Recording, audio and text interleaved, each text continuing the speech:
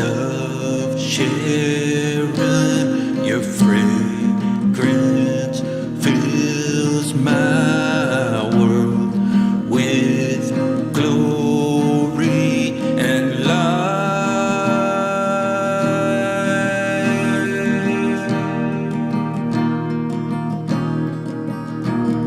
And now I know how it feels to never have to be alone again. Rose of Sharon.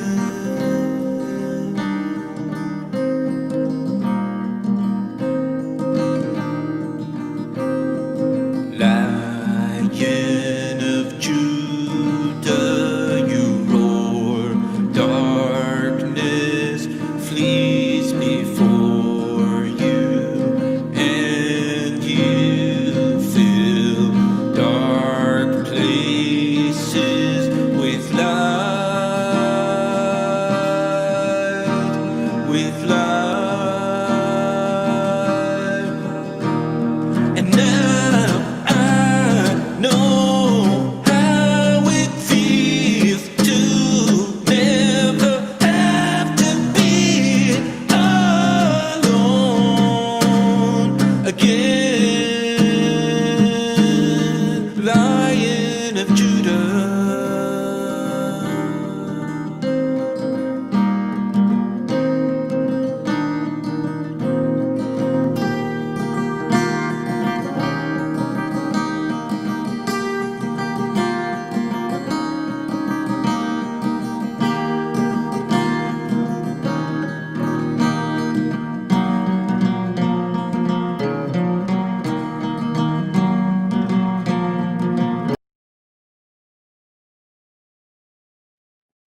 Welcome to another episode of our live stream.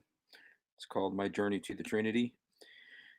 That was a song I wrote. It's called Lion of Judah, Rose of Sharon. Sorry. today, today I was going to actually talk about the Bible. I woke up with a verse on my mind, and it's a verse that's very important because it shows the importance of what Jesus said after he healed the man at the pool of Bethesda. It says, "This man," and this is the verse right here. I'm going to put it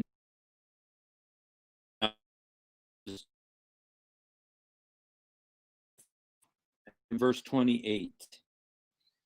And Brother Tim, welcome. It says, تأتي ساعة وهي الآن حين يسمع الأموات صوت ابن الله يحيون. You know, and the English, what that's saying in English is, I tell you, a time is coming and has come when the dead will hear the voice of the Son of God, and those who hear will live. And so, so it's you know, Jesus is saying those who hear the voice of the Son of God will live. And then in verse 28, because it goes on, in verse 28, Jesus says, "Do not be amazed at this, for the hour is coming when all who are in the graves, all who are in the graves, Muslims who are in the graves, Jews who are in the graves,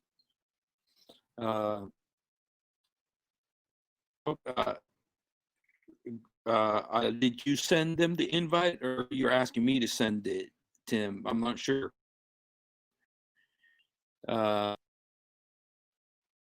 I'll go ahead and try to befriend them, you know, after I'm done here, and so I can start sending them my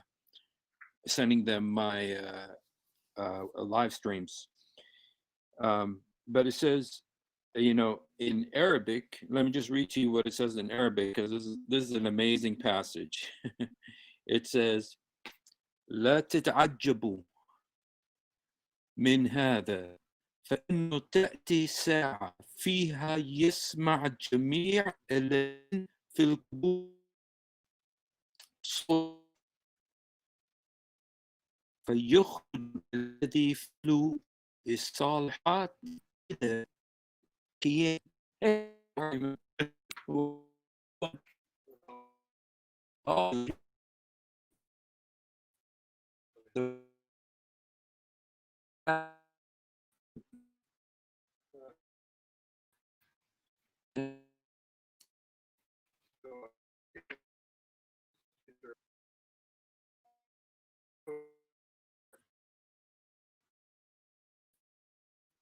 Okay, great, man. Look forward to it. God bless you, man. Yeah, I was talking to a friend, so okay. Okay, great. Thank you, Tim. Uh, إنها تسمع جميع الذي في القبور الذي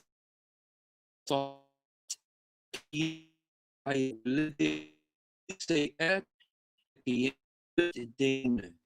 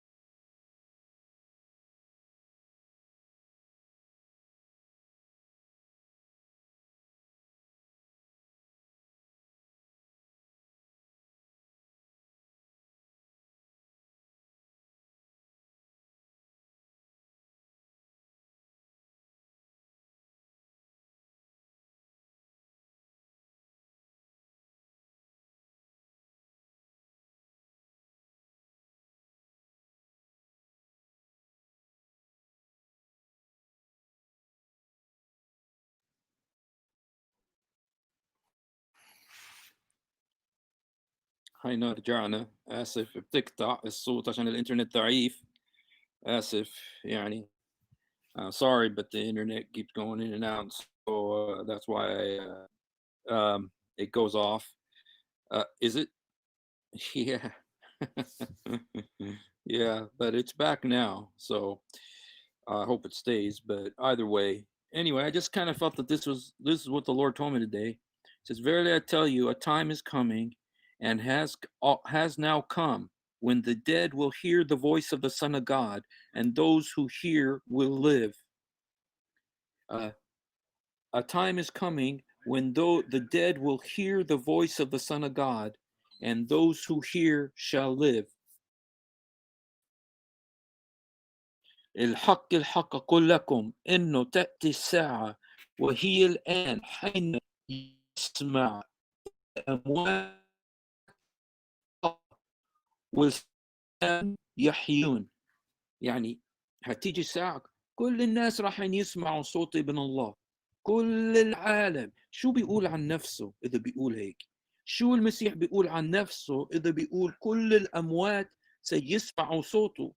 كل اللي في القبور هان مكتوب جميع الذي في جميع الذي في القبور، جميع اللي في القبور يسمع جميع الذين في القبور صوته. ساعة فيها يسمع جميع الذين في القبور. هل أنت بتعرف حدا في القبر؟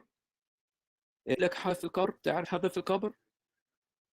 كل اللي في القبور سيسمعوا صوت ابن الله. إذا بتعرفوا شوفوا في يوحنا صح 11 مكتوب عن لعازر إنه كان في القبر، وبعدين المسيح نادى اسمه قال لعازر قوم، وهو طلع خرج من القبر. ولعازر مات كمان مرة بعدين عشان لسه ما جيتش يوم القيامة. لكن في اليوم القيامة اللي بيسمع صوت المسيح، والمكتوب إنه جميع اللي في القبور. إذا بتعرف حدا في القبر، اللي في القبور سيسمعوا صوت ابن الله. مين بتعرف في القبر؟ ممكن خلينا نسأل مين اللي بنعرفه في القبر اليوم؟ Who do we know who's in the grave? Everybody who's in the grave is going to hear the sound, the voice of the Son of God. Everybody who's in the grave. Jesus says, do not be amazed at this, for the hour is coming when all who are in the grave will hear his voice. Do you know anybody who's in the grave? Do you know anybody who's in the قبر؟ تعرف حدا في القبر؟ مين اللي بتعرفه في القبر؟ مكتوب انه ابراهيم هيطف اذا بتعرفوا في الخليل، اذا بتعرفوا ابراهيم النبي ابراهيم هيطف في القبر في هناك في الخليل. ومين معاه في القبر في الخليل؟ ابراهيم في القبر، اسحاق في القبر،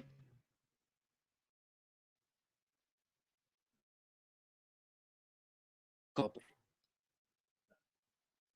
سيسمع صوت ابن الله ويخرجوا اللي عملوا خير للقيامة واللي عملوا شر إلى جحيم. هل بتعرف حدا في القبر؟ مين مقبور في مدينة؟ مين مقبور في المدينة؟ محمد مدفون في المدينة. بعد ما مات محمد تعرفوا الصحابة قالوا خلينا نشوف، خليه 3 أيام في البيت، وكان في بيت عائشة، خلينا نشوف إذا هو بيقوم من الموت مثل المسيح. بس ما كمش عشان هيك دفنوه هناك. ومكتوب كيف كان اقرا في الحديث. انتم بتقراوش القرآن، راح تقروا الحديث. But read what it says about when Muhammad died, what it was like. Read what happened when Muhammad died. It said that they said, let's wait 3 days to see if he comes back to life, like Jesus Christ. And they knew that Jesus came back to life. And so they said, let's see if Muhammad will come back to life after 3 days. He didn't come back to life. And the smell was so bad, they didn't want to deal with it. They just buried him right there. And so, you know, all who are in the graves, كل اللي في القبور، جميع الذي في القبور، لا تتعجبوا من هذا، إنه تأتي الساعة فيها يسمع جميع الذين في القبور صوته.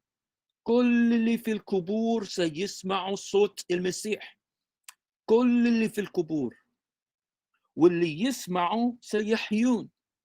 ومكتوب كل راح يسمع وكل سيحيا، يرجع من الموت.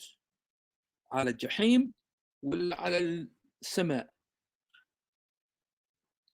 حتى محمد كمان سيسمع صوت المسيح وسيخرج، محمد راح يوقف أمام المسيح، والمسيح راح يقول له يا محمد أنت قلت لشعبك إنه المسيح مش ابن الله، وهو راح يقول شو راح يقول محمد؟ راح يقول لم يلد ولم يولد ولم يكن له كفوا أحد. هيك راح يقول محمد. المسيح راح يقول له عالجحيم عالجحيم عالجحيم. وبعدين كل المسلمين راح يشوفوا ويقولوا على أعمق مكان في الجحيم، عشان الملايين المليارات اللي رايحين على الجحيم عشان محمد وعشان هذا الكلمة إنه المسيح مش ابن الله. ابن الله راح مكتوب إنه كل اللي في القبور سيسمعوا صوت ابن الله. All who are in the graves are going to hear the voice of the Son of God. Muhammad's going to hear the voice of the Son of God. And then Muhammad's going to stand in front of Jesus. And then Jesus is going to ask him, did you tell people that I'm not the Son of God? And Muhammad's going to say, لم يلد ولم يولد ولم يكن له كفوا. And Jesus is going to say, to hell, al-Jahim, ya Muhammad. And then all the Muslims are going to say yes, to the deepest place in hell. Did you tell people that he's not the Son of God? Because عشان مكتوب المسيح قال الحق أقول لكم إنه تأتي ساعة وهي الآن حين يسمع الأموات صوت ابن الله والسامعون يحيون. All who are in the grave are going to hear the voice of the Son of God. Muhammad's going to hear the voice of the Son of God. Muhammad's going to hear the voice of the Son of God. Abu Bakr is going to hear the voice of the Son of God. Uthman's going to hear the voice of the Son of God. Ali is going to hear the voice of the Son of God. Umar bin Khattab is going to hear the voice, and they're going to come out of their graves. And they're going to have to give an account. They're going to have to give an account. What did you tell people? What did you do? What did you tell people about me? شو قلت للناس عن المسيح؟ عثمان سيطلع، أبو بكر سيطلع، عمر بن الخطاب سيطلع من القبر. مكتوب الحق هذا المسيح بحكي، المسيح ما بيكذبش. الحق أقول لكم إنه تأتي ساعة وهي الآن حين يسمع الأموات صوت ابن الله والسامعون يحيون. No one goes to help that have not chosen to do so. Yes, thank you.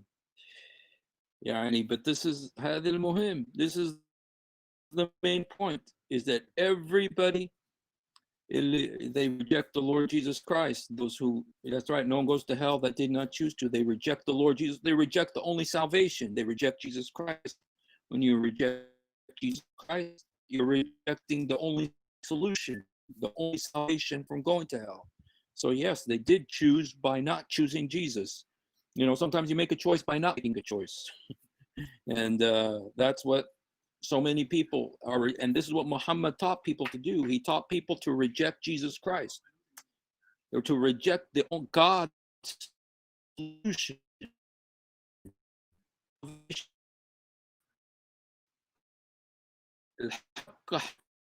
لكم تأتي ساعة وهي الآن حين يسمع محمد ابن الله وما he's going to, what did you do? Did you bring people to salvation? Did you save people from hell? Or did you lie to people? هيدا مكتوب. Do not be amazed at this, for the hour is coming when all who are in their graves will hear his voice and come out. Those who have done good to the resurrection of life, and those who have done evil to the resurrection of judgment. Very truly, I tell you, a time is coming and has now come when the dead will hear the voice of the Son of God, and those who hear will live. الحق أقول لكم إن يسمع الأموات صوت السامعون يحيون. لا تتعجبوا من هذا، فإنه تأتي ساعة فيها اسم جميع الذين في القبور صوته، صوت مين؟ صوت ابن الله، فيخرج الذي فعل الصالحات إلى القيامة الحياة، والذي عملوا السيئات إلى قيامة الدينونة. So you make your decision, which everybody's going to come back to life. Everybody's going to come back to life. Some to eternal life with Jesus, some to hell. Where do you want to go?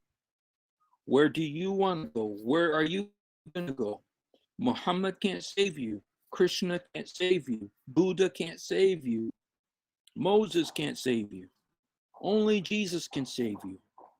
Come to Jesus. تعال للمسيح. محمد ما بيقدر ينقذك. محمد مش عارف عن نفسه وين هو رايح. مكتوب في القرآن 46:9 محمد بيقول ما أعلم ما أدري ماذا يفعل بي. ما أدري ماذا يفعل بي. Muhammad doesn't know where he's going. He says in Quran 46:9 says, I don't know what's going to happen to me. Muhammad doesn't know where he's going. So he can't take you to heaven. Jesus knows. Jesus knows. Jesus said to the thief on the cross next to him, today you'll be with me in paradise. Jesus can take you to paradise. He knows where he's going. Muhammad doesn't know. Don't follow Muhammad. Follow Jesus. He knows where he's going and he can take you there. Muhammad doesn't even know where he's going. He says, ما أدري ماذا يفعل بي. ما أدري ماذا يفعل بي. Look in it. إذا عندك قرآن اقرأ 46:9. 46:9 في القرآن. محمد بيقول ما أدري ماذا يفعل بي. Jesus knows. Muhammad doesn't know. Jesus knows. Muhammad says, I don't know what's going to do. God's going to do to me. Jesus knows. He says, today you'll be with me in paradise. Jesus says, I go to prepare a place for you. And if I go to prepare it, I'm going to come back and take you to be with me. Jesus knows where he's going and he can take you there. Muhammad can't take you. Don't follow Muhammad, follow Jesus. He says, ما أدري ماذا يفعل بي. And I know it sounds like I'm being mean. Sounds like I'm saying bad things. I'm not. I'm telling you what the Quran says. I'm telling you what the Quran says. Muhammad says, ما أدري ماذا يفعل بي. How can you follow a man like that who doesn't know if he's going to heaven or hell? How can he take you to heaven? Jesus can take you to heaven. He died for you to save you. His blood washes away your sin. Come to him today. Come to him right now. This could be the last time you hear the gospel. This could be the last time you hear the gospel. Don't ignore. ما تهربش. ممكن هذا تكون آخر فرصة إلك قبل الموت. ممكن هذه آخر فرصة تسمع رسالة الخلاص. قول يسوع سامحني. يسوع ساعدني. يسوع ادخل قلبي. قول الآن. قول يسوع ساعدني. يسوع سامحني. يسوع ادخل قلبي. يسوع ساعدني. يسوع سامحني. يسوع ادخل قلبي. Jesus, help me. Jesus, forgive me. Jesus, come into my heart. Jesus, help me. Jesus, forgive me. Jesus, come into my heart. He loves you. أنا بحبكم كمان. ما تزعلوش مني. بس ما ضلش وقت. تعالوا للمسيح. أوريكم آخر مرة. Let me tell you one more time. المسيح بيقول الحق أقول لكم إنه تأتي الساعة وهي الآن حين يسمع الأموات صوت ابن الله والسامعون يحيون. بالإنجليزي. Very truly I tell you, there is coming an hour, and it has now come, when the dead will hear the voice of the Son of God, and those who hear will live. بعدين بتقول لا تتعجبوا من هذا ف ف فإنه تأتي ساعة فيها يسمع جميع الذي في القبور صوته. كل اللي في القبور راح يسمعوا صوت ابن الله. كل اللي في القبور. بتعرف حدا في القبور؟ كل اللي في القبور. هل أنت بتعرف حدا في القبور؟ Jesus said, all who are in the grave are going to hear his voice. Do you know anybody who's in the grave? Do you know anybody in the grave?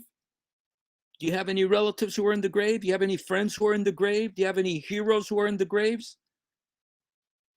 Do you know anybody who's in the graves? Muhammad's in the grave in Medina. All who are in the graves will hear his voice. جميع الذي في القبور سيسمعوا صوته. فيخرج الذين فعلوا الصالحات إلى قيامة الحياة، والذي عملوا سيئات إلى قيامة الدينونة. Those who did well shall rise to the resurrection of life, and those who did evil to the resurrection of damnation. But they're all going to rise. الكل راح يرجع من الموت. كل اللي في القبور. Do you know anybody in the graves?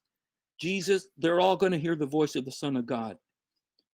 All of them are going to hear the voice of the Son of God.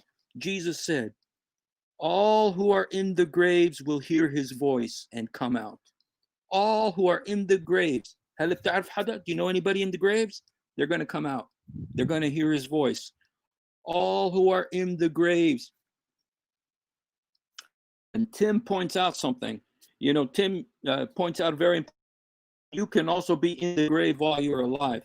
Because if you look at what it says here, it's very interesting. It says, very truly, a time is coming and has now come. It's already come. It's not something that's going to happen in the future. No, there is going to be the future resurrection where everybody will hear his voice. But he's talking about another, right now, you can hear the voice of the Son of God. Right now, you can hear the voice come out of your spiritual death because you're already in the grave. You're already dead spiritually. You're already dead spiritually. You're already in the grave. And you can hear the voice of the Son of God today calling you. He's calling you right now. He's pounding at the door of your heart. Open up before it's too late, because you're going to go to hell. You're going to go to hell. You keep hardening your heart. It's going to come a point where you can't say no, yes anymore. Open your heart today.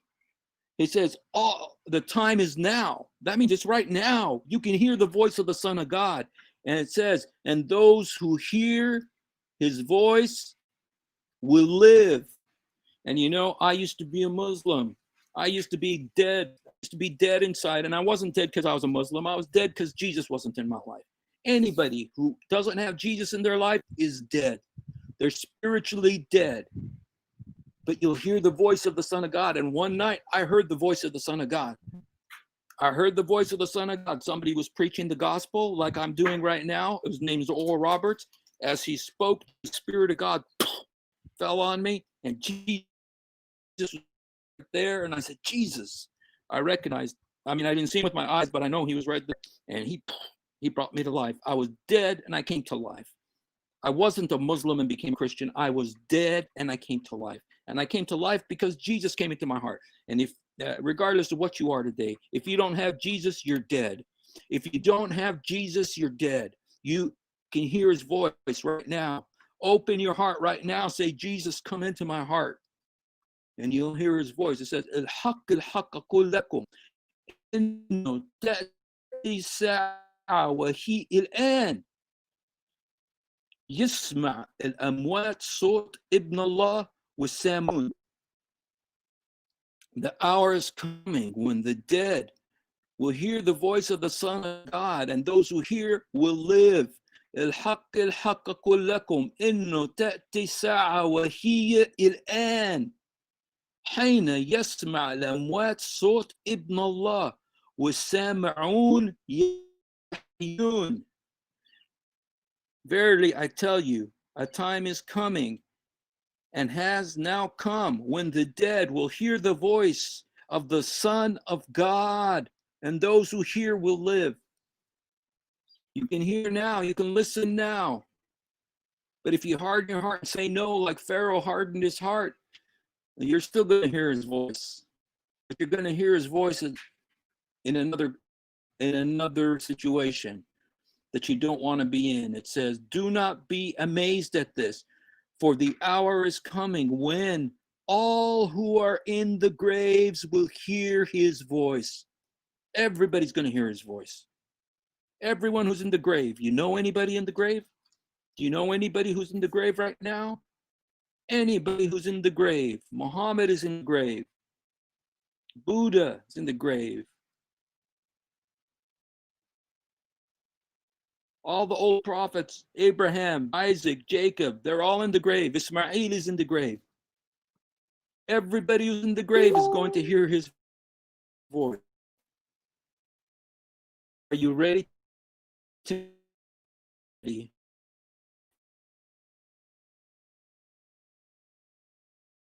reject to hear Jesus and die twice? Second time, don't wait. Hell is real. Jesus talked about hell. A lot of people don't want to talk about hell. بدهمش يحكوا عن الجحيم. المسيح حكى عن الجحيم. والجحيم أبدي وفيها نار. عشان الرجل اللي كان في الجحيم قال أنا حاسس النار بتحرقني. هيك مكتوب. عشان هيك جحيم حق.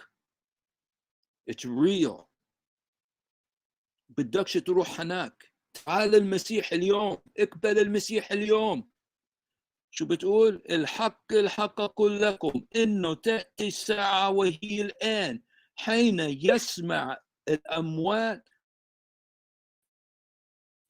صوت ابن الله. Truly, I tell you, to hear will live. Hear the voice of the Son of God. اسمع صوت ابن الله اليوم. ما تكسيش قلبك. اليوم اقبل المسيح في قلبك. إذا ما اقبل رايح على الجحيم. ما تروحش على الجحيم. اقبل المسيح الآن. ما تتبعش محمد قال ما أدري ماذا يفعل بي. هذا في القرآن 46:9. محمد مش عارف وين هو رايح. محمد مش عارف إذا هو رايح على الجنة ولا على النار. هيك قال. في الحديث قال نفس الشيء. قال أنا رسول الله وأنا مش بدي بعرف شو راح يصير فيه. هيك قال محمد 46:9 في القرآن. قرآن سورة 46 آية 9. Muhammad said, I don't know what's going to happen to me. ما أدري ماذا يفعل بي. Don't follow him. He doesn't know how to take you nowhere. He doesn't know where he's going. He can't take you to heaven. Jesus knows. Jesus said, I'm going to, and if I go, I will return to take you to be with me. Come to him. اقبل المسيح اليوم. وبحبك. Say, Jesus, help me. Jesus, forgive me. Jesus, come into my heart. Jesus, help me. Jesus, help me. Jesus, help me. Jesus, forgive me. Jesus, come into my heart.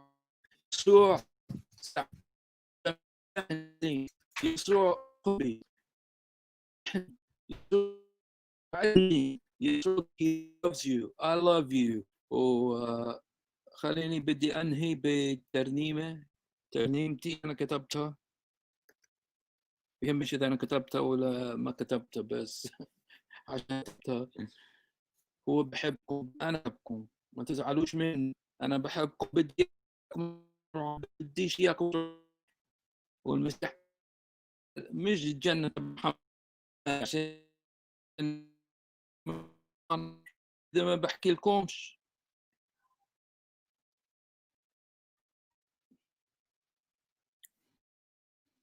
What kind of friend am I? If I don't tell you, what kind of friend am I?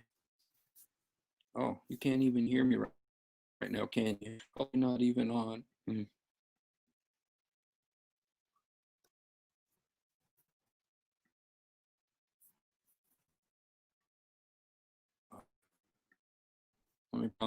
God bless you.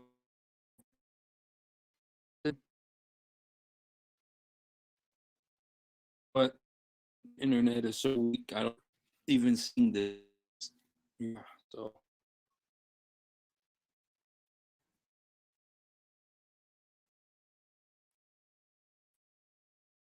Well, I'm on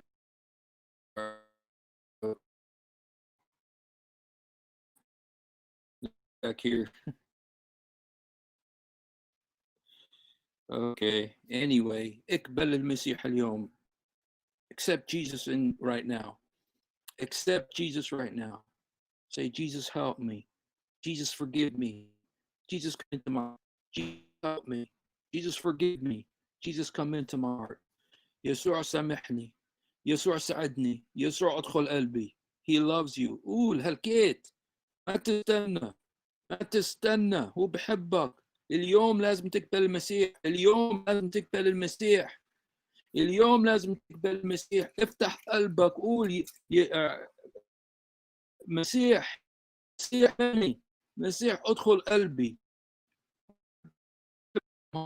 مطلوب لكم انه تاتي ساعه وهي الان حين يسمع الاموات صوت ابن الله والسامعون يحيون.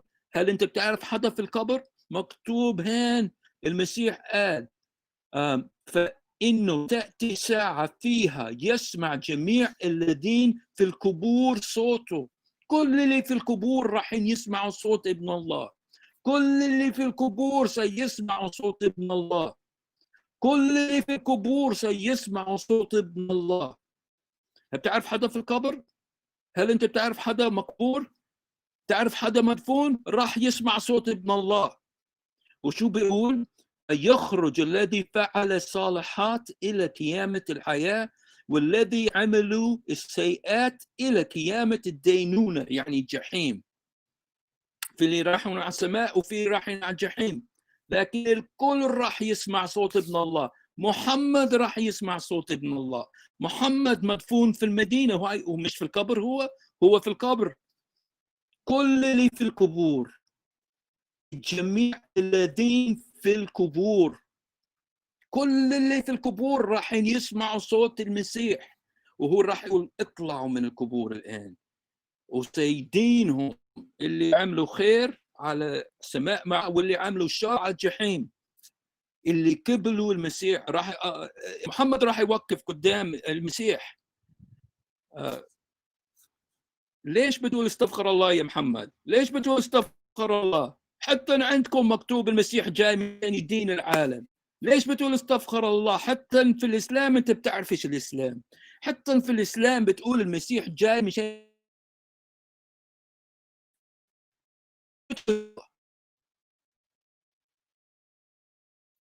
Why are you saying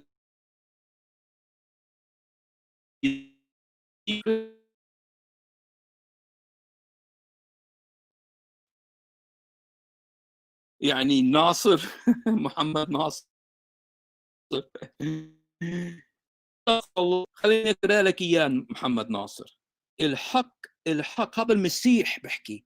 المسيح بحكي في كلمة الله، وهو كلمة الله مكتوب في القرآن. أنت بتعرف إيش القرآن أكيد، لكن القرآن بتقول سورة النساء عيسى ابن مريم رسول الله وكلمته ألقاها لمريم والروح منه. الحق أقول لكم إنه تأتي ساعة وهي الآن حين يسمع الأموات صوت ابن الله والسامعون يحيون.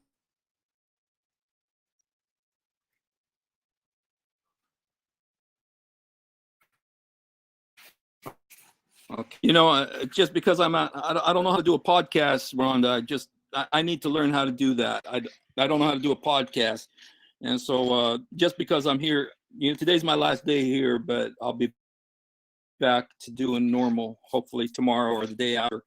So, المسيح ما إله أب، ها؟ المسيح ما له اب. مين اللي نفخ في رحم العذراء؟ مين اللي نفخ؟ مش روح الله؟ مش روح الله؟ انت بتقول ملوش اب، له اب، هو ابن الله، هو ابن الله. انت بتعرف ايش القرآن طبعا، وعشان القرآن بتقول المسيح مكتوب المسيح ابن مريم رسول الله وكلمته ألقاها لمريم والروح منه. وكمان مكتوب جبريل قال لمريم، قال لها مريم الله ببشرك بكلمة منه اسمه عيسى المسيح. الكلمة اسمه عيسى المسيح، هو كلمة الله.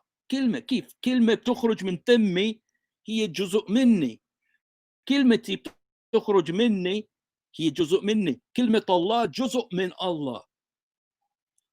هو كلمة، وكل الله خلق كل الدنيا بكلمته، كل الدنيا الله خلقها ناصر، هو خلقك انت بكلمته. ومين كلمته؟ المسيح كلمته. تعني المسيح هو الخالق. حتى في القرآن اذا بتشوف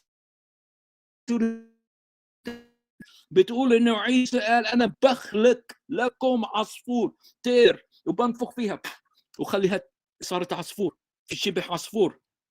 المسيح هو الخالق، حتى في القرآن هو الخالق، حتى في القرآن هو الخالق، حتى في القرآن هو الخالق وهو المخلص.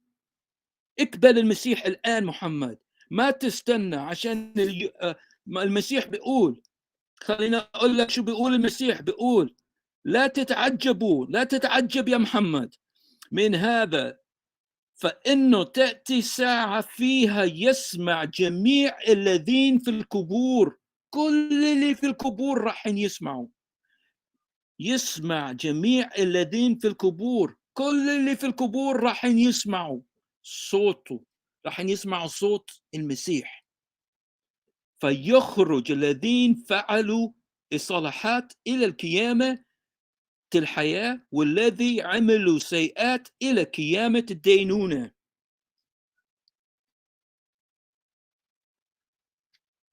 Truly, truly I say to you. يعني كانت موجودة بالإنجليزي. The hour is coming and has come when those who, all the dead will hear the voice of the Son of God, and those who hear will live. المسيح عيسى على راسي، بس ما إله أب ولا حد يصلبه. Muhammad, just for those of you who don't understand the Arabic, my cousin Nasser, I'll put up what he says. It's in Arabic, but he's saying that Jesus doesn't have a father and that Jesus was not crucified. يعني أنت بتقول إنه المسيح ما ماتش، لكن القرآن بتقول إنه مات. القرآن بتقول إذا بتقرأ في سورة آل عمران 55 مكتوب الله بيقول يا عيسى إني متوفيك ورافعك إلي، إني متوفيك ورافعك إلي. هذا في القرآن، هذا سورة آل عمران 55 يا محمد. الله بيقول فيها يا عيسى إني متوفيك ورافعك إلي. شو معناه متوفيك؟ بتعني إنه هو توفى، بتعني إنه هو توفى، إنه هو مات على الصليب، مات. وبعدين مكتوب كمان في سورة المائدة 117، سورة المائدة. تعرف القرآن ولا بتعرف إيش؟ بتعرف سورة آل عمران؟ بتعرف سورة المائدة؟ سورة المائدة 117 المسيح بيقول لما توفيتني كنت أنت الرقيب عليهم. المسيح بيقول لله لما توفيتني كنت أنت الرقيب على. شايف المسيح مات ورجع من الموت، وإحنا بنقول هيك.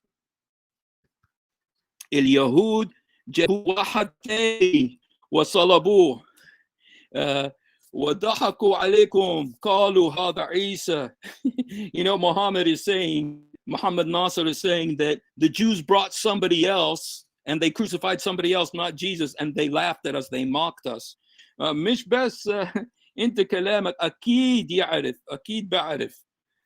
بس انت بتعرفش انه القرآن بتقول انه مات، ومكتوب مين اللي قال ما صلبوه ما قتلوه لكن شبه له؟ مين اللي قال؟ ليش الله قال هيك؟ عشان اليهود كانوا يقولوا صلبنا المسيح، اليهود في القرآن، وهذه المسخرة اللي في القرآن، هذه المسخرة اللي في القرآن، إنه القرآن بتقول إنه اليهود قالوا صلبنا المسيح. روح اقرأ في القرآن بتقول إنه اليهود قالوا صلبنا المسيح.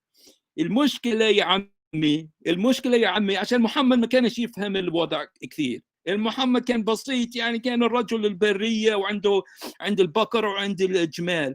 يعني محمد ما كانش فاهم الدين، بس هو كان يسمع شوي من هان وشوي من هان. كان يعرف اليهود في المدينة وسمع منهم، وعرف المسيحية من إجران، نسيت شو اسمه، نجران، وسمع شوي منهم وخلط بينهم، وهو مش عارف الحق. لكن هو قال إنه اليهود قالوا صلبنا المسيح. هيك مكتوب في القرآن.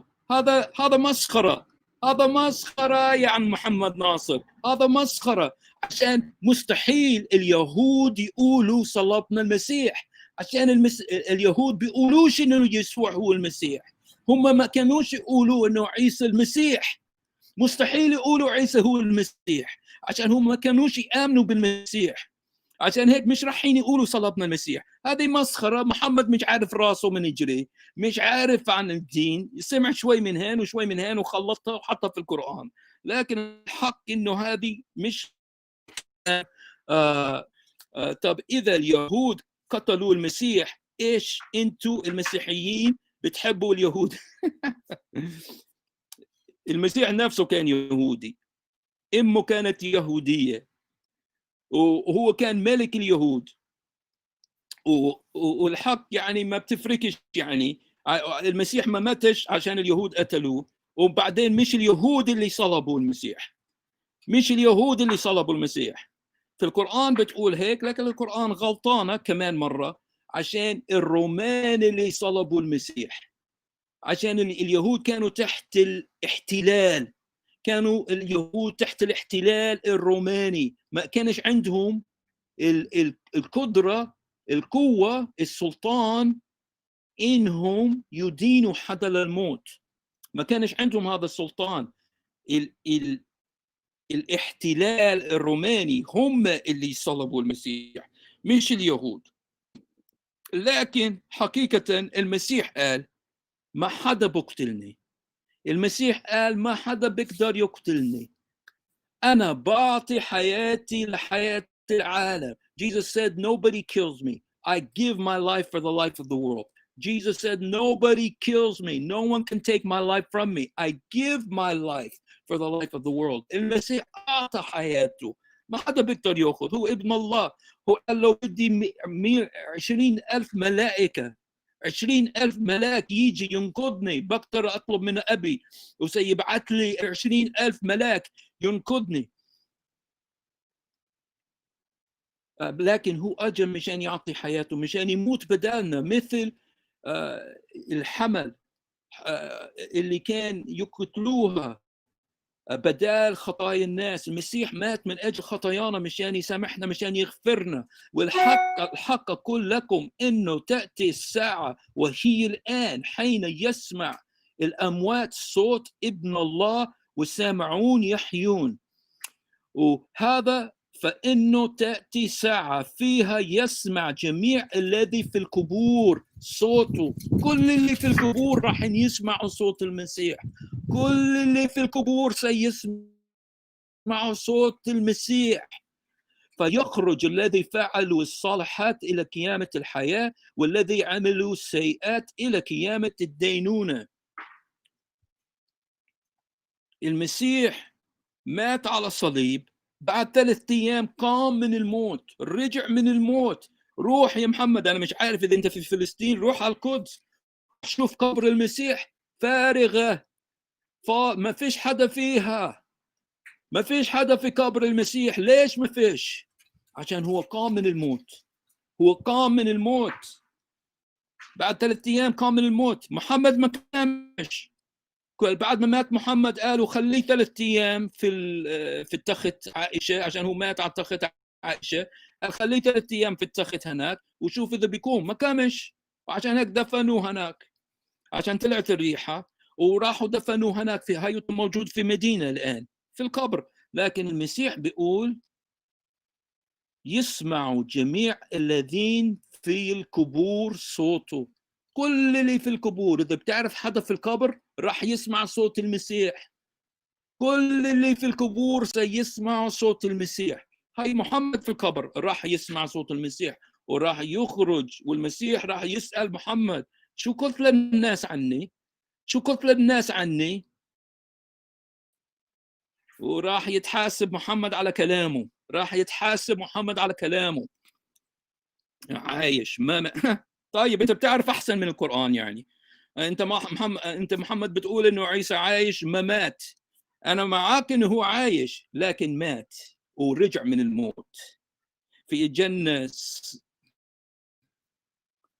تعرف شو قال المسيح؟ السلام علي يوم ولدت يوم اموت ويوم ابعث حي. الله قال للمسيح اني متوفيك ورافعك الي. متوفي بتعني انه مات. متوفيك هذا في سورة آل عمران. سورة آل عمران اذا بتعرفها، ممكن ما تقراش القرآن، بعرف ممكن تقراش القرآن، لكن اذا بتقراها، اذا عندك قرآن روح اقراها. بهمش اي قرآن. انا بعرف انه في قرآنات كثير ومختلفين. انا بعرف في السوسي والدوري والقالون والخلف والجلالين، وكلهم بيختلفوا عن بعض. انا بعرف كل القرآنات بيختلفوا عن بعض، لكن كلهم بيقولوا مش مختلفين على هذه النقطة. كلهم زي بعض بيقولوا انه الله بيقول للمسيح يا عيسى اني متوفيك ورافعك الي. اني متوفيك ورافعك الي. شو متوفيك معناه؟ شو معناه متوفيك؟ بتعني مات. وبعدين المسيح بيقول لله في سورة المائدة 117 بيقول لما توفيتني كنت انت الرقيب عليهم. لما توفيتني كنت انت الرقيب عليهم. هاي المسيح بيقول لله انك توفيتني يعني انه مات.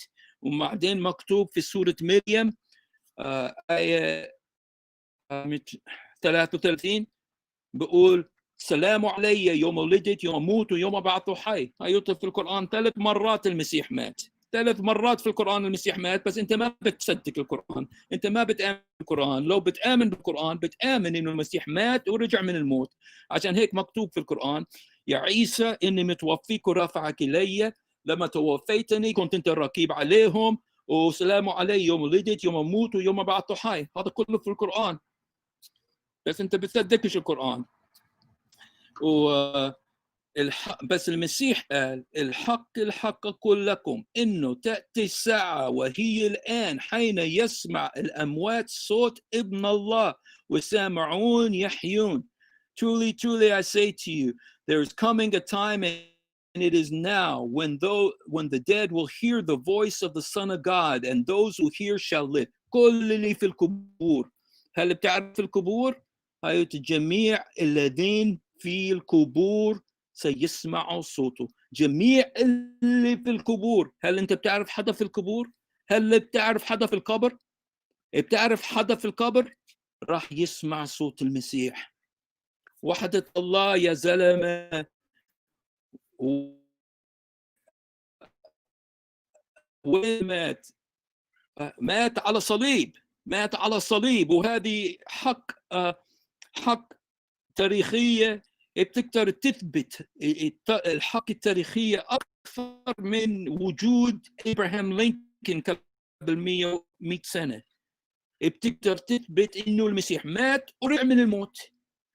هذه حق ما فيش حدا بنكرها غير واحد بدوي من اسمه محمد زيك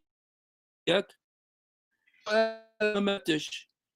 لكن حقيقة محمد ما قالش إنه المسيح ما ماتش. أنتوا بتقولوا المسيح ما ماتش، لكن محمد ما قالش إنه المسيح ماتش. عشان محمد قال إنه الله قال إني متوفيك. شو معناه متوفيك؟ معناه إنه المسيح مات. متوفي اتوفى. شو معناه توفى؟ الوفاء. شو معناه الوفاء؟ الوفاء بتعني موت. الوفاء في القرآن بتعني موت، بتعني المسيح مات.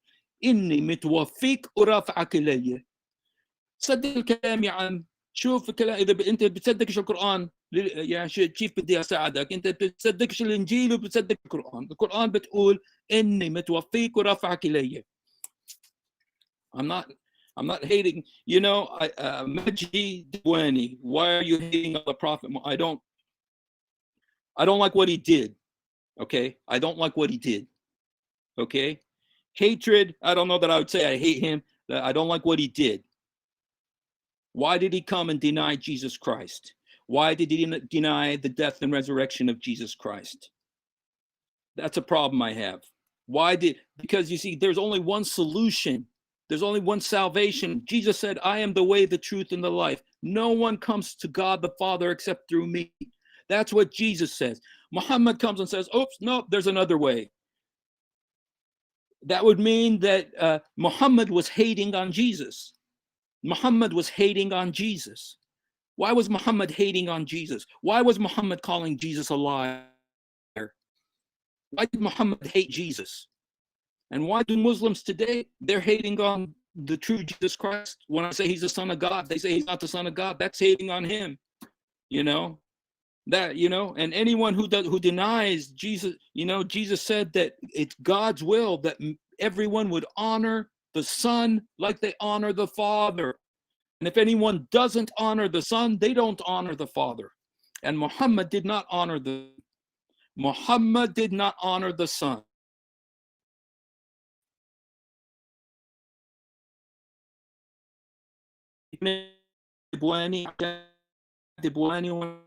What's your business between them, man? Because, you know, my business, Majdi, asking. That's a great question, Majdi. What's your business between them? My business isn't with them. Well, it is with Jesus. Not with Muhammad. I have no business with Muhammad. I want nothing to do with him. But the problem is, my business is with you. My business isn't with him. My business is with you. I don't want you to go to hell. If you keep following Muhammad, you're going to go to hell. Hi, Saeed Nasr. I didn't like what you said about my friend. You know, I didn't like what you said about my friend, Saeed. I hope you apologize. It wasn't very nice. I mean donkey. My bad. ما بدك يا عم. والإسلام راح تخلف يعني this is the Islam. You know, let me just read to you what it says, what Jesus said. Jesus says, الحق أقول لكم إنه تأتي الساعة وهي الآن حين يسمع الأموات صوت ابن الله والسامعون يحيون ولا تتعجبوا من هذا فإنه تأتي الساعة فيها يسمع جميع الذين في القبور صوته. كل اللي في القبور راح يسمعوا صوته. يا سعيد، مفروض تكون أفضل من هيك عشان أنت ابن عمي. أنا بخليك تضل معانا، لكن مفروض تحكي بطريق أفضل من كذا. Saeed, I'm not even talking to you like a Christian to a Muslim. I'm talking to you as a friend from Der Dibwan, that you shouldn't be talking like that. You should respect yourself more than to talk like that. The Prophet Muhammad never hated anyone. Habibi, Saeed, Muhammad never hated anyone. Go see what Muhammad did to Kirfa. انت بتعرفش دينك. Go see what Muhammad did to Kirfa. Go see what Muhammad did to Kirfa. 120-year-old woman. Go see what Muhammad did to Asma bint Marwan. Go see what Muhammad did to a who had 5 babies. روح شوف شو عمل محمد. He didn't hate anybody. روح شوف شو عمل محمد مع بنو قريظة. روح شوف شو عمل مع بنو قريظة. روح شوف شو عمل محمد مع بني مستلك. روح شوف شو عمل محمد مع كان في اليهود من خيبر. شو عمل مع جوز صفية وأبوها وعمها. روح شوف ليش سممته. Your family is not like you. Everybody, كل واحد حر. They don't have to be like me. لكن أنا خايف عليكم. ما أنت قلت لي what's my business. My business is with you. I want you. You follow Muhammad. Muhammad says in the Quran, chapter 46, verse 9, Muhammad says, I don't know what's going to happen to me. ما أدري ماذا يفعل بي. Chapter 46, verse 9 of the Quran. Chapter 46, verse 9 of the Quran. Ma adri mada yaf'al bi. Muhammad didn't know if he's going to heaven or hell. Muhammad مش عارف إذا هو رايح على الجنة ولا الجحيم. هو قال ما أدري ماذا يفعل بي. Chapter 46, verse 9 of the Quran. Muhammad doesn't know if he's going to heaven or hell. If you follow him, you'll go where he is. I don't want you to go there. Nothing to talk on social media. Inta hor Saeed, but Saddiqni Saeed, I hope you start talking better than this, or I'm going to block you, man, because your words are very bad, and you insulted my friends too. مفروض تتوب ما تحكيش هيك. أنا ما بحكيش هنا عشان أنا زعلان ولا بكره حدا، أنا بحبكم، أو بدي أخبركم عن المسيح، بدي إياكم تروحوا على الجنة، بديش إياكم تروحوا على النار. You guys are big and tough on social media. طيب أنا كنت بينكم هناك. And always following him. انت حر يعني احنا مش زي المسلمين. انا مش زي Muhammad. I'm not like Muhammad. Muhammad said I was commanded to fight until they say la ilaha illallah, and Muhammad said I was commanded to fight them until they say la ilaha illallah, and Muhammad is, you know what it is. That's what Muhammad said. You fight people to make them into Muslim. Lakin, that's not what we say in Christianity. In Christianity, you're free. You don't want to believe, you are free. Okay, come to the love of God. We love you. Come to be saved today. How so, Abdul Muhammad? Yes. Because your stupid friends insult that we believe and follow. You know what? All of my friends love you. All of my friends love you and want you to go to heaven. You can say what you want, my God. You can say what you want, but you don't even know your religion. You don't even know your religion. You know, to be true, Saeed, you want to follow that? You can follow all you want, but you don't even know your religion. Because if you did believe in your religion, your Quran, you would see that your Quran says that you're supposed to believe in the Bible. The Quran says that you're supposed to believe the Bible, but you don't. Go see Surah Yunus. Go see Surah Yunus. Do you know that? You probably don't know Surah Yunus in the Quran. It's chapter 10 of the Quran, verse 94. You know, go see the Quran, chapter 10, verse 94. You know, and but you don't believe in it. But if you did believe in it, chapter 10, 94 says, go to the people of the book, ask them. Ask the people, we're the people of the book, the Christians and the Jews, we're the people that you're supposed to ask us, but you don't. You stay like you are, and you're going to follow Muhammad who says, I don't know what's going to happen to me. Ma adri mada yaf'al bi. Muhammad said it in the Quran, and he says it in the Hadith. Ma adri mada yaf'al bi. I don't know if I'm going to heaven or hell. Hek Muhammad ad. Muhammad says, I don't know if I'm going to heaven or hell. Ma adri mada yaf'al bi. هذا في القرآن يا عم. هذا في القرآن. محمد مش عارف وين رايح. لكن المسيح عارف. But Jesus knows. Jesus said to the thief who died next to him, says, today you'll be with me in paradise. Today you'll be with me in paradise. That's what Jesus said. He knows where he's going, and he knows how to take you there. Know where he's going. So how can he take you there? You know, and I don't want you to go where Muhammad is going. So where was Jesus before 600? Jesus lived 33 years. He was in Bethlehem. He died in 32 AD and came back to life after 3 days and went back up to heaven. And he's in heaven right now. You know, we're in agreement. Sam Solomon, you are only proving your ignorance. The prophet said he doesn't know what was going to happen to him. Habibi, ikra al-Quran, انت بتعرفش القرآن. Sam, you don't know the Quran. You don't know the Quran. انت مش عارف دينك. You don't know what Muhammad said. Chapter 46, verse 9, Muhammad says, ما أدري ماذا يفعل بي. ما أدري ماذا يفعل بي. He doesn't know if he's going to heaven or hell. And if he doesn't know, you know, there's even a story in Hadith. Muhammad was كان يبكي. Muhammad was crying. كان يبكي على قبر أمه. كان يبكي على قبر أمه. ليش؟ عشان he wanted to pray for his mother to be taken out of hell, to intercede for his mother. Because Allah told him what? Allah said, sorry, you cannot intercede for your mother. He couldn't intercede for his mother. How's he going to intercede for you? He couldn't save his mother. How's he going to save you? But Jesus, when he was on the cross, he said, Father, forgive them. They don't know what they do.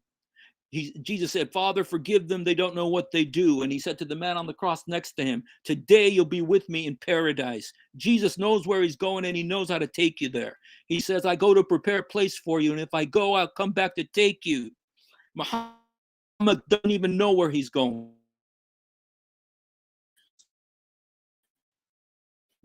Garland, Saeed, Ya Ammi, I'm talking about your eternal soul, Saeed. I'm talking about your eternal soul, Saeed. I want you to be saved. أنا أتمنى أنكم تعرفوا المسيح عشان مكتوب. خليني أقرأ لكم إياه. I don't care. المسيح قال الحق أقول لكم إنه تأتي الساعة وهي الآن حين يسمع أموات صوت ابن الله وسامعون يحيون. الحق أقول لكم إنه تأتي الساعة وهي الآن حين يسمع الأموات صوت ابن الله والسامعون يحيون. وبعدين المسيح قال لا تتعجبوا من هذا فإنه تأتي الساعة فيها يسمع جميع الذين في القبور صوته. كل اللي في القبور سيسمع صوت ابن الله. كل اللي في القبور سيسمع صوت ابن الله. تعرف حدا في القبور؟ هل لكم جد؟ لكم عم؟ لكم خال؟ لكم حدا في القبر؟ هو راح يسمع صوت ابن الله وسيخرج. محمد في القبر، هيته في مدينة هناك، هيته محمد في القبر في المدينة في القبر. ما هم لما مات محمد الصحابة قالوا خلينا نستنى 3 أيام ونشوف إذا هو بيكون من الموت مثل المسيح، بس ما كامش. عشان هيك دفنوه في نفس المكان عشان الريحة طلعت ودفنوه. هيته مدفون هناك في مدينة. بتقدر تروح لما تحج تروح تشوفه هناك ميت، موجود وميت.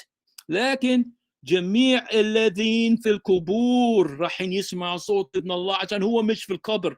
هيوت انت بتقدر تروح على القدس وتشوف قبر المسيح فاضية. ليش؟ عشان هو قام من الموت.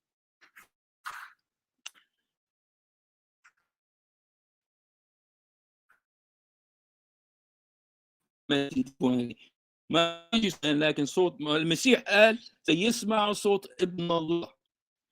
انا بدي اياكم يا صحيح انا ما بتمسخر، انا مش زعلان. انا I love you. The reason I'm telling you this is I want you to get saved. I want you to be ready because Jesus is coming back. You see the coronavirus? شايف coronavirus هذا علامات الزمان. These are signs that says that Jesus is coming back and you need you just say, Jesus, help me. Jesus, forgive me. Jesus, come into my heart. Jesus, help me. Jesus, forgive me. Jesus, come into my heart. Sam isthi halak. Jesus, help me. Jesus, forgive me. Jesus, come into my heart. محمد ميت هيته في القبر في المدينة بدك تروح تشوفه. بس Jesus is alive. موجود الآن وهيته واقف على باب قلبك وبيدق على الباب بيقول افتح لي الباب خليني أدخل. إذا أنت ما بتفتح يوم القيامة رايح على النار. بديش لكم تروحوا على النار. عشان بقول الحق أقول لك إنه تأتي صوت ابن الله والسامعون يحيون. ومكتوب يسمع جميع الذين في القبور صوته. جميع كل اللي في القبور. لكم حدا في القبر؟ في حدا بتعرفوا في القبر؟ جميع الذي في القبور سيسمعوا صوت المسيح ويخرجوا. جميع كل المليارات الناس اللي على الأرض اللي ماتوا سيقوموا راح يسمعوا صوت المسيح، مش صوت محمد. راح يسمعوا صوت المسيح ويحيوا. مين بيقدر يعمل هيك غير الله؟ مين بيقدر يحيي الأموات غير الله؟ والمسيح هو اللي راح يحيي الناس. بتعني إنه المسيح هو الله مثل ما هو مكتوب في القرآن. ما هو القرآن بتقول هو كلمة الله والروح الله.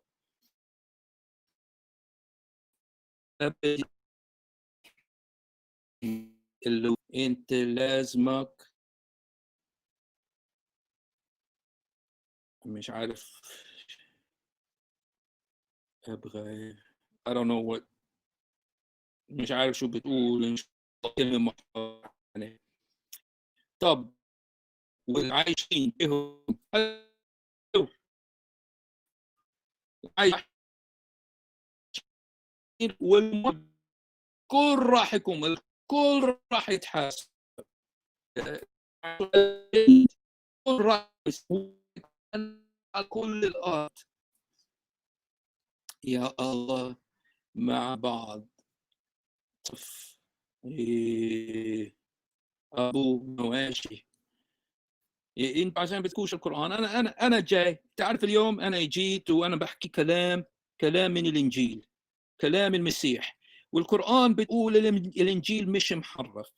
انتوا بتقولوا الانجيل محرف، القران بتقولش ولا مره القران بتقول. انتوا بتقولوا الانجيل محرف، لكن القران ما بتقول الانجيل محرف. القران بتقول 15 مره ان القران اجت مصدقا لما بين ايدينا. القران اجت مصدقا للانجيل. You know, the Quran never says that the gospel has been corrupted. عشان هيك لازم تسمعوا كلام المسيح، بيقول الحق أقول لكم إنه تأتي الساعة وهي الآن حين يسمع الأموات صوت ابن الله والسامعون يحيون. You do worship the Prophet Muhammad. انتوا بتقولوا في الشرك، لكن الشهادة يقول لا إله إلا الله بتشفيش، لازم تقول كمان محمد عشان الشرك اللي ما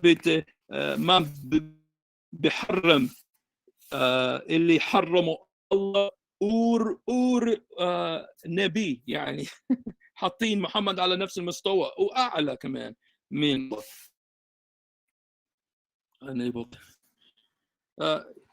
يعني انت راح لك سنه بتحكي نفس الكلام يا سام. اوكي، لا تتعجبوا من هذا، فانه تاتي ساعه فيها يسمع جميع الذين في القبور صوته، فيخرج الذي فعل الصالحات إلى قيامة الحياة، والذي عملوا سيئات إلى قيامة الدينونة. المسيح قال جميع الذين في القبور، كل اللي في القبور، كل اللي في القبور راح يخرجوا يسمعوا صوت ابن الله. تقدروا تسمعوا صوت ابن الله الآن. You can hear the voice of the Son. It says that all who are in the graves are going to hear the voice of the Son of God. You can hear the voice of the Son of God now. You don't have to wait. If you wait, it'll be too late. But you can hear the voice of the Son of God now. You can open your heart to him now. تقدر تفتح قلبك للمسيح الآن. لكن إذا ما بتقبل المسيح، لما يجي وهو راح يجي وراح ينادي اسمك. شو اسمك؟ اسمك عبدول، راح ينادي اسمك. اسمك سام، راح ينادي اسمك. قول يلا يا سام خذ. راح ينادي اسمك يا محمد ناصر، تعال اجت وقتك. يا سعيد ناصرة، اخرج من القبر.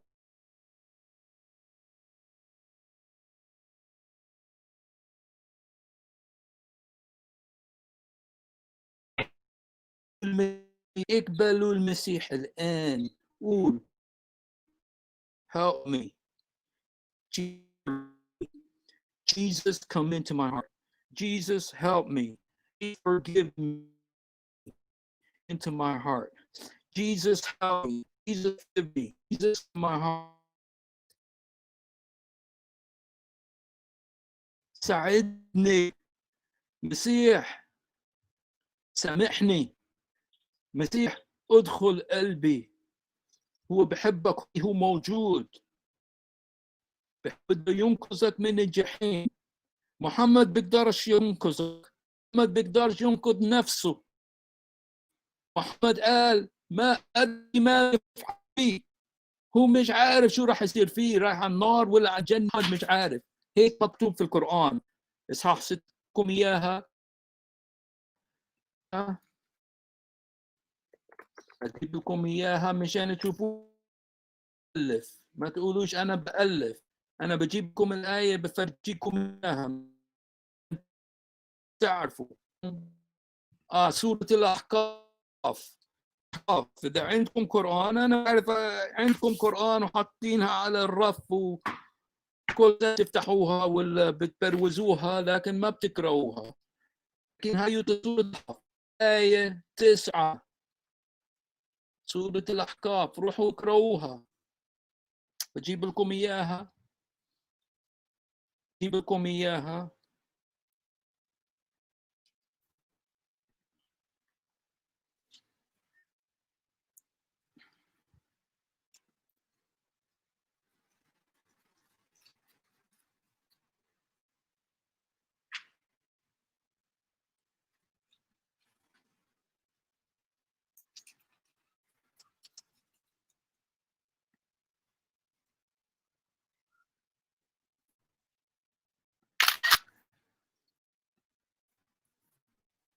راح أجيب لكم إياها، وأنتوا إذا بتصدقوش قرآنكم كيف راح تصدقوا لي؟ إن شاء الله يا رب تيجوا وتفتحوا قلوبكم بالمسيح وتعرفوا محبة المسيح. هو بحبكم، أنا بحبكم،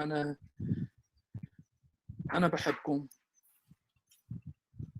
أريد أنكم تعرفوا المسيح وبس.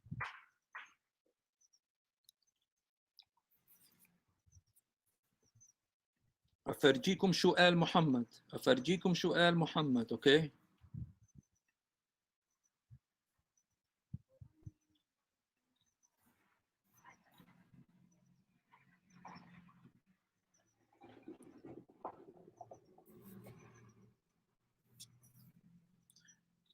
عشان الإنترنت ضعيف، عشان الإنترنت ضعيف صعب.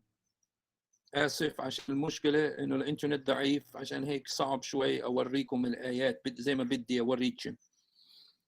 I don't know if you can hear me right now. It's a little bit hard because the internet is so weak up here. So it's a little bit hard to show you the stuff I want to show you. But أقرأ لكم شو قال المسيح. الحق الحق أقول لكم إنه تأتي ساعة وهي الآن حين يسمع الأموات صوت ابن الله والسامعون يحيون. لا تتعجبوا من هذا، فإنه تأتي ساعة فيها يسمع جميع الذي في القبور، كل الذي في القبور، كل القبور، فيخرج الذي فعلوا صالحات إلى قيامة الحياة، والذي عملوا السيئات إلى قيامة الدينونة. صوت مين راح يسمعوا؟ مكتوب الحق الحق أقول لكم إنه تأتي ساعة وهي الآن حين يسمع الأموات صوت ابن الله. الأموات سيسمعوا صوت ابن الله، سيسمعوا صوت ابن الله.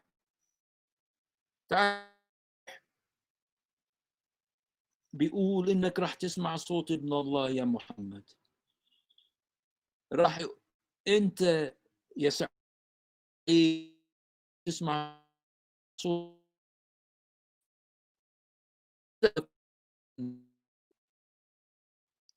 على هذه الأرض. لازم نكون مستعدين لقبول المسيح. رايحين نقابله، هو بحبكم، أنا بحبكم، لكن لازم تكونوا مستعدين تقابلوه. Sorry about my internet is a little bit weak here.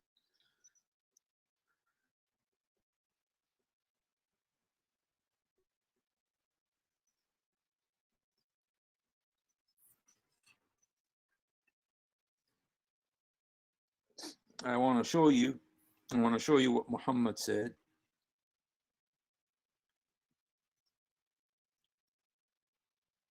خليني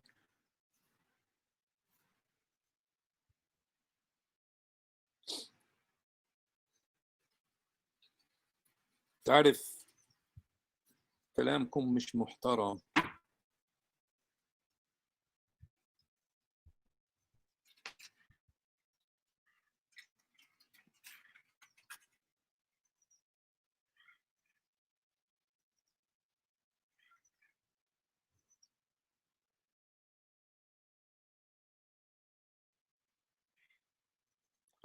سام بيقول القرآن بتقول كفر الذي قال إنه الله ثالث ثلاثة.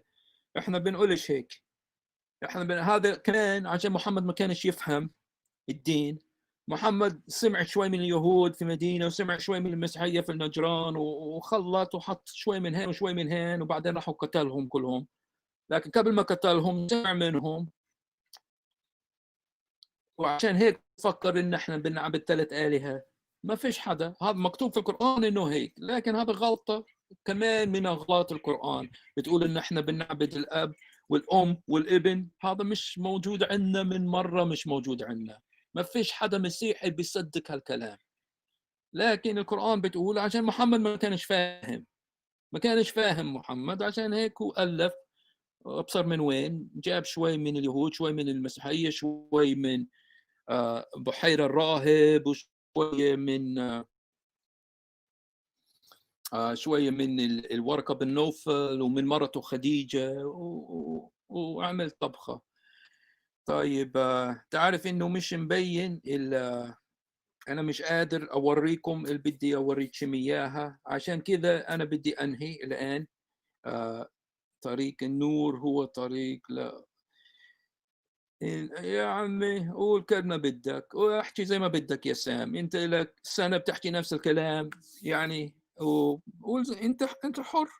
وانت توحيدكم انتوا حسن مش عارفين توحيدكم. الله احد، الله احد ولا الله واحد؟ الله احد ولا الله واحد؟ ليش بتقولوا الله احد؟ ليش القرآن بتقول الله احد مش الله واحد؟ ليش بتقولش واحد؟ شو معناه توحيد؟ توحيد يعني انه في مجموعة بتوحدوا، هذا التوحيد. وبعدين يا سام اذا انت شاطر روح جيب لي الكلمة توحيد في القرآن. روح جيب لي الكلمة توحيد، وين موجودة في القرآن كلمة توحيد؟ الكلمة توحيد وينها في القرآن؟ ولا انت بتألف؟ اسمع، انا بحبكم، اريد خلاصكم، يعني Jesus help me. Jesus forgive me. Jesus come into my heart. Jesus help me. Jesus forgive me. Jesus come into my heart. Jesus help me. Jesus forgive me. Jesus come into my heart.